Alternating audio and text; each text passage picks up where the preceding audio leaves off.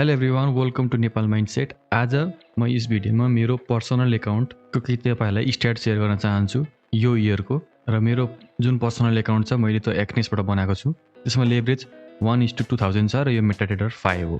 र यहाँनिर ओभरअलमा तपाईँहरूले हेर्न सक्नुहुन्छ गेन 66% छ होइन। ओभरअलमा गेन र कर्भहरू हामीले हेर्ने हो भने यस्तो देखिन्छ। जनवरीदेखि अहिलेसम्म हेर्दाखेरि अपर कर्भमा छ। डेली गेन, मन्थली गेन र ड्रडाउन देखाइरहेको छ। अब यहाँनिर मैले ब्यालेन्स छ त्यो चाहिँ मैले ब्लर गरेको छु किनकि म ब्यालेन्स देखाउन चाहदिनँ। किनकि ओभरअलमा ठुलो कुरो भनेको कति कमाएँ मैले त्यो देखाउने होइन, कति गेन गरेँ त्यो चाहिँ इम्पोर्टेन्ट हो। तर मेरो यत्रो यो प्लस 66% चाहिँ कसरी छ भने किनकि मैले पर्सनल एकाउन्टमा त्यत्रो ठुलो पैसा हालेको छैन। एराउन्डमा $500 कम नै छ। त्यही भएर मैले पर ट्रेड 4% रिस्क गरिरहेको छु यो मेरो पर्सनल एकाउन्टमा। र रिसेन्टली मैले सर्टेन एमाउन्ट फेरि डिपोजिट गरेको छु मेरो पर्सनल एकाउन्टमा। त्यो एमाउन्ट डिपोजिट गरेपछि चाहिँ म अब 2% रिस्क गर्दैछु। यसरी नै मैले सानो एमाउन्ट हुँदाखेरि अब थोरै पर्सेन्ट रिस्क गरियो भने त्यत्रो रिटर्न पाइँदैन होइन। त्यही भएर अलिकति बढी रिस्क गर्नुपर्ने हुन्छ। त्यही भएर पहिला 4% रिस्क गर्दै थिएँ, अहिले अब डिपोजिट गरेँ र अहिले रेन्ज 500 देखि 1000 को बिचमा छ मेरो ब्यालेन्स अहिले। त्यही भएर म अहिले 2% रिस्क गरिरहेको छु। र फेरि म 3-4 महिनापछि सर्टेन एमाउन्ट फेरि डिपोजिट गर्छु र मेरो रिस्कलाई अझै घटाउन कोसिस गर्छु, 1% बनाउन खोज्छु। त्यसपछि फेरि डिपोजिट गर्छु, त्यसपछि 0.5 बनाउने कोसिस गर्छु। यसरी चाहिँ मैले प्लान गरेको छु। र मैले कसरी रिस्क गर्छु भने फन्डेड एकाउन्टमा के गरिन्थ्यो भने 50,000 छ भने हामी ब्यालेन्सको मात्र 1% 2% लिन्थ्यौँ भने म चाहिँ यहाँ के गर्दैछु भने यो ब्यालेन्स यो के अरे पर्सनल ब्यालेन्समा चाहिँ म के गर्दैछु भने मेरो इक्विटीको चाहिँ गर्दैछु। जस्तै मैले $500 हालेको छु र 550 भयो एउटा प्रफिट पछि भने 550 को चाहिँ म अब 2% रिस्क गर्छु क्या। त्यसरी गर्दैछु म अहिले रिस्क। अब हामी यहाँ नेक्स्ट हेरौँ। यहाँ के छ भने दिस विक, दिस मन्थ र दिस इयर देखाइरहेको छ। दिस इयर कति छ? 66% इन्क्रिज छ। तर 66% भनेर पनि हुँदैन है।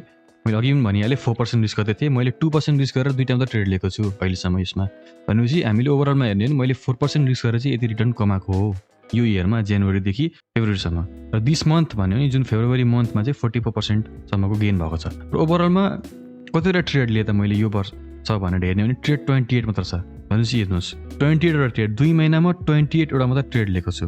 भनेपछि त्यस्तो रेगुलरली फ्रिक्वेन्टली ट्रेड लिनुपर्ने रहेछ त। पेसेन्स राखेर एकदम A+ सेटअपमा त वेट गऱ्यो भने नि पैसा कमाउन सकिन्छ नि त, रिटर्न्स पाउन सकिने रहेछ नि त। भनेपछि हामी किन दिनै ट्रेड गर्न कोसिस गर्छौँ? पेसेन्स राखेर A+ सेटअप किन खोज्दैनौँ त? सकिन्छ नि त त्यसरी पनि है।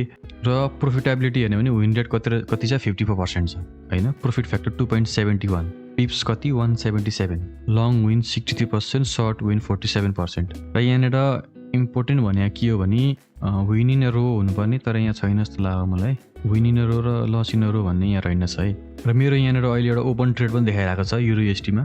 एउटा ट्रेड ओपनै छ अहिले। यो मैले फ्राइडे लिएको ट्रेड हो र मैले विकेन्डमा यो होल्ड गरेँ है।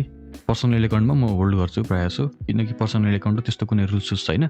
एभरेज ट्रेड लेन्थ भनेको छ। एभरेजमा ट्रेडको लेन्थ कति हुन्छ? 20 वटा ट्रेड ले भनेपछि अन एन एभरेजमा मैले त्यो ट्रेड कति टाइमको लागि होल्ड गर्छु भन्दा 3 आवर 12 मिनट्स छ। त्यस्तो हाई फ्रिक्वेन्टली ट्रेड लिने मान्छे होइन। 20 वटा ट्रेड लिएको छु भनेपछि अलिकति ठुलै टाइम फ्रेमको बेसिसमा ट्रेड लिन्छु र मैले होल्ड गर्दा पनि टाइम धेरै नै हुन्छ। जस्तै स्क्याल्पिङ गर्ने त्यस्तो मेरो छैन स्ट्राटेजी भनेको। मेरो स्लो पेसमा छ क्या मेरो। त्यति फ्रिक्वेन्टली ट्रेड लिँदिनँ र ट्रेड लिइहालेँ भने पनि मैले धेरै बेर होल्ड गर्छु। एभरेजमा भनेर 3 आवर्स भनेर आएको हो। अब यहाँनिर मन्थलीको चार्ट हेर्ने हो भने यस्तो छ। जनवरीमा 15% र फेब्रुअरीमा 44%। जनवरीमा 15 मात्र भयो किनकि जनवरी भनेको धेरैवटा होलिडेहरू पर्छ होइन। जनवरीको 2nd विकदेखि मात्र यसो राम्रो इन्ट्रीहरू पाएको थिएँ, त्यही भएर 15% मात्र छ भने फेब्रुअरीमा 44% छ। फेब्रुअरीमा चाहिँ एकदमै राम्रो भयो मेरो लागि। र यो पर्सनल एकाउन्टको मैले यिनीहरू चिजहरू हालेर मैले तपाईँहरूलाई सो अफ गर्न त पक्कै खोजेको होइन। मैले के भन्न खोजेको भने फ्रिक्वेन्टली ट्रेडिङ नहेर्नु, डिसिप्लिन हुनु, पेसेन्स राख्नु।